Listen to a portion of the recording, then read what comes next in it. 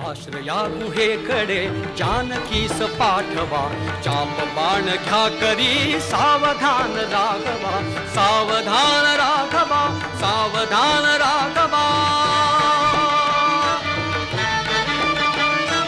मेघ गर्जने परी काननात हो ध्वनी, धावतात श्वापदे भक्ष भाग टाकुनी, कोकतात भेकरे कंपितांग थांबुनी, धूळ ही नभी पुढे सैन्य येत से कुणी, खून नाती सोपुणा दीप्त अग्नि शांतवा, सावधान राघवा, सावधान राघवा।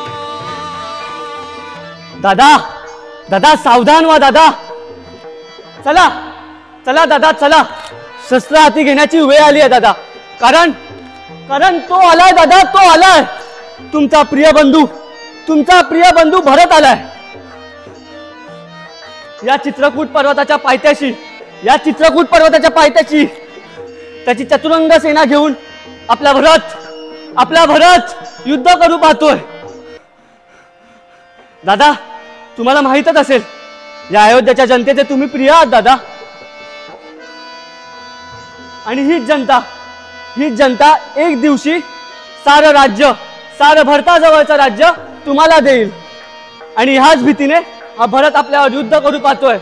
दादा तुमच्या चरणाची शपथ घेऊन सांगतोय दादा, आज हा भरत जिवंत राहणार नाही, कारण क्षत्रियाचा धर्मच आहे शत्रुनाश करणे। आज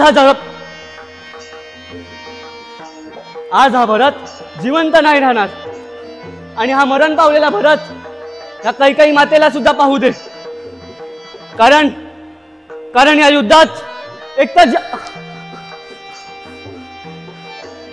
तर भरत जिवंत राहील, नाहीतर हा तुमचा बंधू लक्ष्मण जिवंत राहील। दादा येतो दादा।